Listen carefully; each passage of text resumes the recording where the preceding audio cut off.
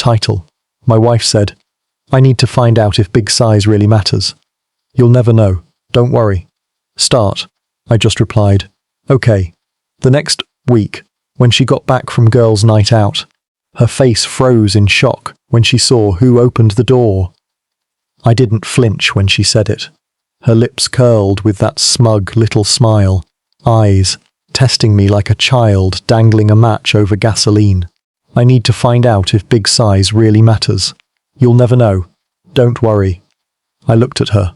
No anger, no tears, just silence and a single word that sealed everything. Okay, we'd been together 7 years. I loved her with the kind of devotion that bends a man's spine, reshapes his world. I gave her loyalty, stability, a home she never had to doubt. She gave me laughter, warmth, the illusion of safety. Or maybe that's what I told myself, as I watched her laugh with her friends, as I trusted her girls' nights, without hesitation. But the truth is, her words that night weren't aslip. They were a confession, a taunt, a dagger, sharpened before my eyes. At first, the pain was white hot, like a brand searing my chest. Then it cooled, hardened. Pain calcified into something sharper, clarity. Her words weren't careless. She wanted me to know she was stepping out. She wanted me powerless, small. But I am not small, and I do not break. It didn't take long. The phone left unlocked one night on the kitchen counter. Her messages glowed like a neon sign. "Can't wait for tonight. He'll never know." LOL. Bigger is always better. Every line burned, but I kept reading. Screenshot. Save. Forward to my private email. I wasn't chasing confirmation anymore. I was gathering ammunition. Her so-called girls' nights weren't cocktails and gossip. They were motel rooms and strangers, and each secret she thought she hid, I catalogued in silence. Anger screams. Revenge whispers. I chose whispers. Step 1. Lockdown finances. Joint accounts quietly redirected.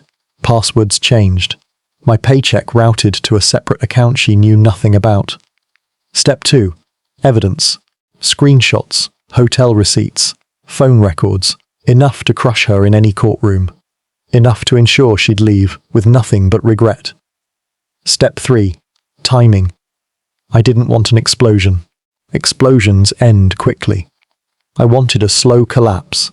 A stage so perfectly set that when the curtain dropped, she wouldn't just lose me. She'd lose the image of herself she clung to so tightly.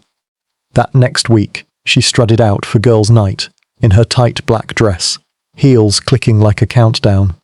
I waited, calm, patient. My plan was already in motion. By the time she returned, the locks were changed. The door she thought would open to her safe little home no longer belonged to her. But I wasn't gone. I was waiting. When she knocked, I opened, and beside me stood her mystery man, only not the one she expected. It was her father, the man she adored, respected, feared disappointing above all else.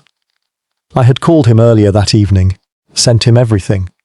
Screenshots, proof, the truth, she thought buried under perfume and lies. The shock on her face when she saw him standing in my living room, eyes filled with fury, shame, disappointment, was the masterpiece I had painted stroke by stroke. "Care to explain?" he asked her, his voice low, deadly calm. Her mouth opened, nothing came out, just a strangled gasp, mascara already smudging as the reality sank in. She turned to me desperate. I simply met her gaze, steady, unflinching. No yelling, no pleading, just silence that screamed louder than any words. Her father dropped the envelope of printed screenshots onto the table. The sound echoed like a gunshot. Her world collapsed right there in the doorway of the home. She no longer had a key to. The next days moved fast. Divorce papers filed, evidence attached. Friends who once envied her perfect marriage suddenly saw the cracks, the rot beneath her glitter. Her father cut her off financially, disgusted. Her friends pulled back, whispers of her betrayal spreading faster than she could contain. The man she cheated with already vanished. He was never hers, just a momentary thrill, and me. I walked away clean, money secure, reputation intact, a future free of poison. She wanted to know if size mattered. It did. Not the size, she thought, not physical, not carnal, but the size of patience, the size of silence, the size of a man's resolve when pushed too far. She mistook my quiet for weakness. She mistook my calm for smallness. And now, as she stands alone, stripped of respect, security, and the mask she wore so proudly, she finally understands. I was never small. I was always more than she could handle. And when I closed the door that night, her stunned face burned into memory. I realized something. Revenge isn't about rage. It's about control, and I never lost mine.